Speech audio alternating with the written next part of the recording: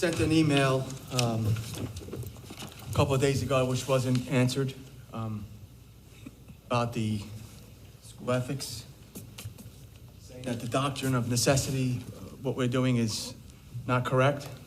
So I would like that to be addressed now so the public can hear what's going on. And Yep. maybe you could read my email. I've read it, Mr. Tufano. How come I didn't get a response? I couldn't tell you why I didn't get a response. With regard to the doctrine of necessity, the Ethics Commission has indicated that the board should not, when we invoke the doctrine of necessity, the Ethics Commission does not want us going into executive session and having those conflicted members be part of the discussion, despite the fact that the doctrine of necessity has been invoked. Therefore, going forward, to the extent that any conflicted board members are going to participate in a vote when the doctrine of necessity is invoked, those conflicted board members cannot be in executive session during the time that any discussions occur with regard to the vote. The only thing that the conflicted board members can do once the doctrine of necessity is invoked is actually just vote on the matter out here in public. They cannot be in executive session as part of a discussion related to anything concerning the vote that's about to happen in public. So we are going to be doing things differently. Thank you. I have a follow-up question, Mr. Weiss. I did read the email, and it stated in the advisory opinion that the 3 board members that were unable to participate in the discussion was because they had members of their family employed in the district. That is not the case for all of us here. Does this still apply to us? Correct. So there are several different ways that one can be conflicted from being involved in participation. One of the ways potentially is when you have a family member who is an employee.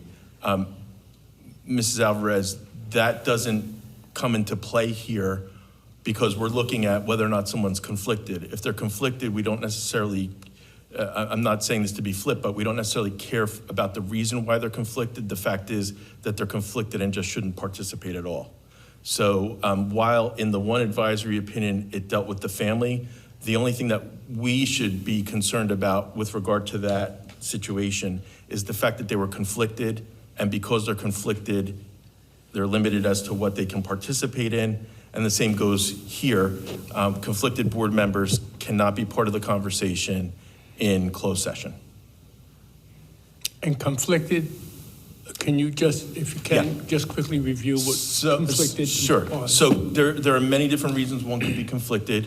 I'll give you a, for example, if a board member has a member, a spouse, let's say, who's a member of the NJEA, that board member should not be participating in negotiations, and that board member's conflicted.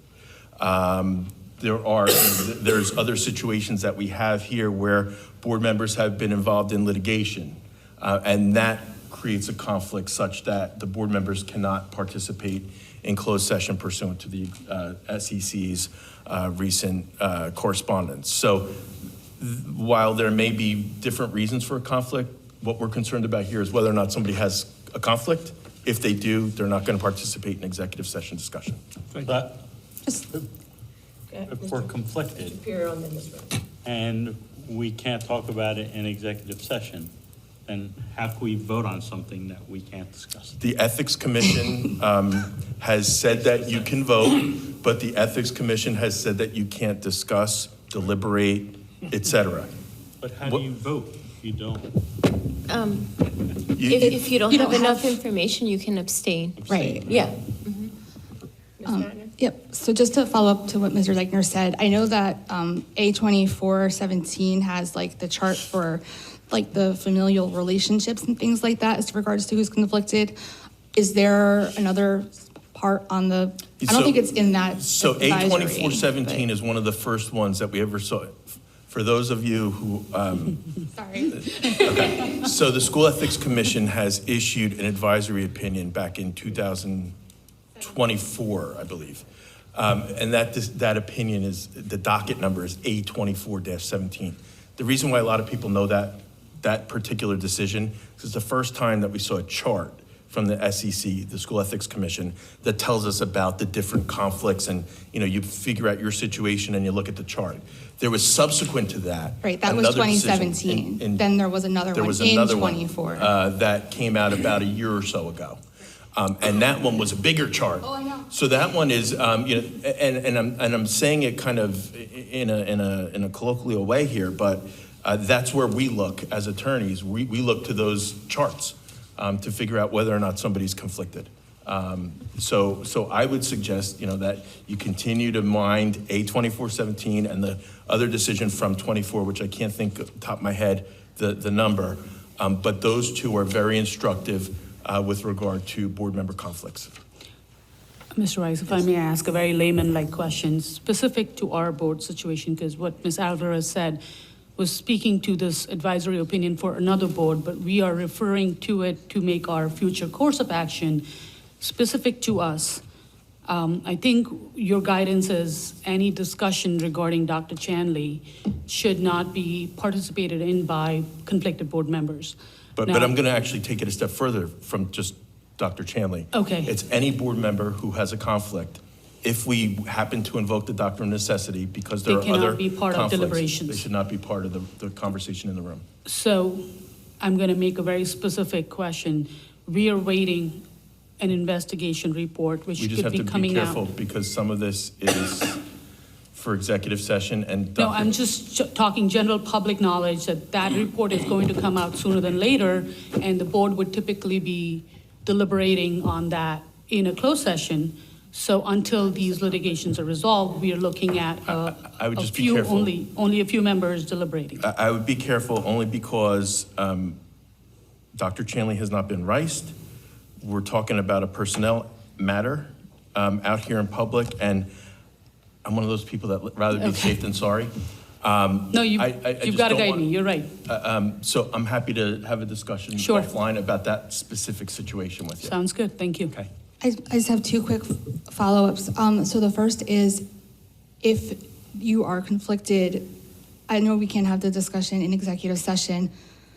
If the doctrine of necessity is read, and I know it lasts for 30 days, I'm assuming that any like one-on-one conversations or anything like that, like a conflicted person can no longer discuss anything regarding that, so- or is that a gray area? Here's a great rule of thumb.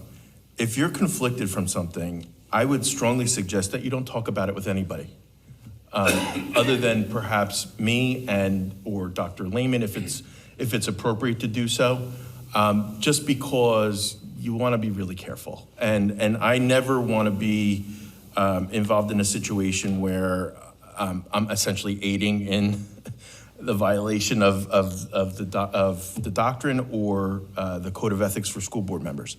So I would suggest that if you're conflicted, we're all adults here and we all can measure our words. And I think that if we're conflicted, we should be extra careful as to what we say, both publicly and privately, when you're conflicted. Okay, and then just to really quick follow up with what Mr. Piro sort of said about taking action. Once the doctrine is read and we're voting here, the conflicted board members, can we ask questions during that discussion because it was read, or can we only vote? So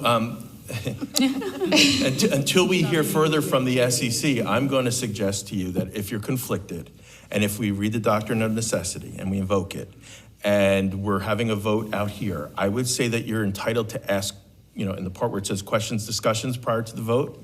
We're in public. I think it's okay to ask questions, discussions, so long as it's a public-worthy question. For example, if we're talking about an employee, we shouldn't talk about the employee during questions, discussion out here on the vote. That's all I'm saying.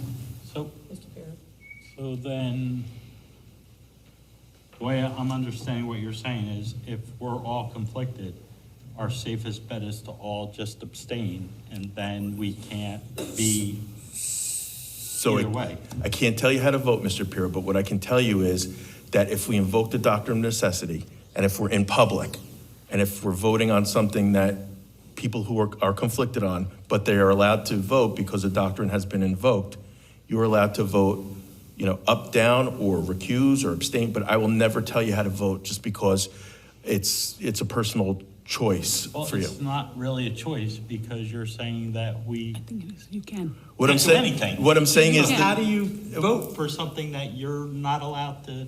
So I think our safest bet, if anybody's conflicted, is we should abstain and then just leave it at that, like. I would say you would use the information available to you and then vote the way you feel is right, because an abstain is an automatic no. Right, so if you feel like you don't So have if you enough have the information. Can we raise our hands, because we have a discussion going on, and everybody should hear what everybody has to say? And I don't want people jumping in on each other. Okay, so Ms. Ratner? Right, I was just sort of going to follow up on what Ms. Bora said. As Ms. Bora was then following up, but essentially, I think Ms. Alvarez had actually said it. If you feel like you have enough information, regardless of not being able to ask before, you can vote. If you feel like you don't have enough information, it's a topic where you can't ask questions out here, then you can abstain because you don't have enough information. Or you can always obviously recuse if you feel like that's the most appropriate thing to do as well. So even if we abstain, it's a no vote. So the Well, voting system could be wrong also, and could be right also. so Ms. Because- Sharma, an abstention is not necessarily no. It's not. It's not a no. Okay. It kind of cedes to the majority, whatever the majority is, but it's not a yes and it's not a no. An abstention is, I'm not taking any action on this. No, I And it- understand, but if we don't have If you don't have proper enough. information enough and don't understand and don't agree, how are we going to vote yes or no? So- And it's not right for the person also, you know? Right, and so. Like we're making wrong decision. All I can say is, Yeah, no, I what you're not understand. allowed to do is you're Yes. not allowed to make votes that are arbitrary or capricious. Yes. So if you think your vote is not arbitrary or is not capricious, and there's a reason behind it, and you feel you have enough information, you're allowed to vote. Yeah, I That's- get it, okay. So who all will be attending the meeting today then in the closed session? So we're not discussing And it- that issue Nothing to discuss in closed. in closed. Yeah, I know. We can all Yeah. go in. We can all go in. We all can go. But we will be, just so the public's aware, there are two Thank you. items on tonight's agenda for which a majority of the board are conflicted. So when it comes time to vote on those two items, I would hope that the board's going to invoke the doctrine of necessity out here and vote out here. Okay. I'm sorry. You said the doctrine is good for 30 days. Are we still under the other one? No, we're not. Oh, no. Okay. So, from my perspective, I'm always going to suggest that the board invoke it fresh every time, just so that there's no issue. All right, thank you very much. Thank you.